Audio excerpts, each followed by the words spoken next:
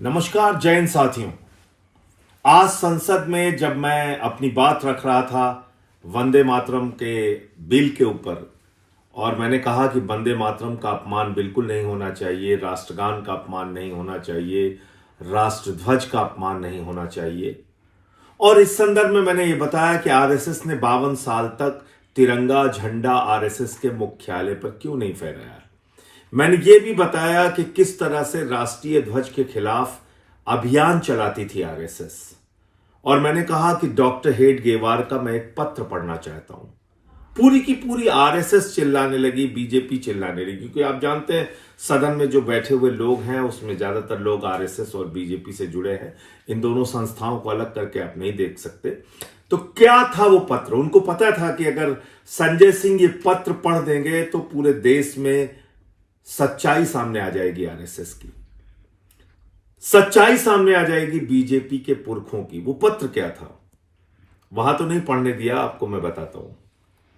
ये 21 जनवरी 1930 का एक पत्र है डॉक्टर हेडगेवार का। डॉक्टर हेडगेवार जो आरएसएस और बीजेपी के लिए सबसे सम्मानित व्यक्ति हैं, उनकी पूजा करते हैं ये लोग। और आज मैं हैरान था कि अपने सबसे सम्मानित व्यक्ति की चिट्ठी नहीं पढ़ने दे रहे हैं आरएसएस और बीजेपी के लोग। वो कौन सी कलंकित चिट्ठी है जिसको बीजेपी और आरएसएस के लोगों ने आज मुझे सदन में नहीं पढ़ने दिया।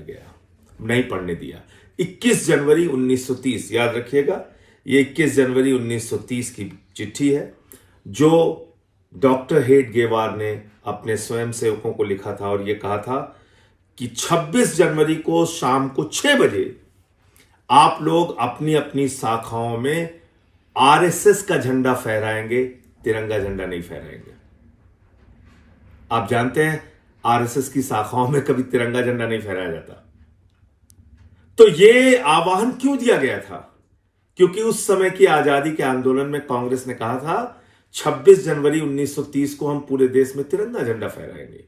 उसके विरोध में डॉक्टर हेडगेवार ने आरएसएस के स्वयंसेवकों को लिखा कि पूरे देश की सभी शाखाओं में सिर्फ और सिर्फ आरएसएस का झंडा फहराया जाएगा, तिरंगा झंडा नहीं फहराया जाएगा। यह है वो पत्र। मैं चाहता हूं आप लोग इसको देखें, और मैंने इसको ट्विटर पे भी डाल दिया है। ज्यादा से ज्यादा इसको शेयर करें, लोगों तक पहुंचाएं, इनकी सच्चाई बताएं कि किस तरह से इन्होंने देश के साथ धोखा किया है।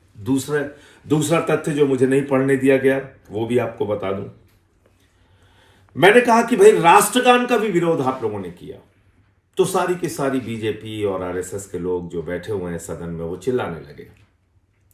और जब मैंने कहा कि भाई आपने राष्ट्रगान का विरोध किया है, मुझे बोलने दीजिए, नहीं बोलने दिया। यह है 28 दिसंबर 1949 का ऑर्गेनाइजर अखबार, जो आरएसएस का मुखपत्र है। याद रखिएगा, यह ऑर्गेनाइजर अखबार है जो आरएसएस का मुखपत्र है। और इसको भी मैंने ट्विटर पे डाल दिया, इसको आप देखिएगा। इसमें क्या लिखा हुआ है आरएसएस के द्वारा? इसमें लिखा हुआ है कि what is that eastern element which the government found in Jan Gana Man but failed to discover in Vande Mataram? What is the moral sanction behind government's choice of Jan Gana Man except that it can be made an item of entertainment? जनगण मन item of entertainment के अलावा क्या है, ये पूछ रही RSS.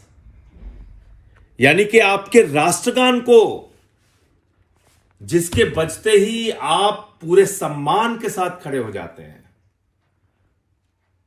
जिसके बजते ही पूरा देश सम्मान के साथ खड़ा हो जाता है, उस राष्ट्रगान को आरएसएस कहती है ये आइटम ऑफ एंटरटेनमेंट है, मनोरंजन का कार्यक्रम है, ये आइटम ऑफ एंटरटेनमेंट है।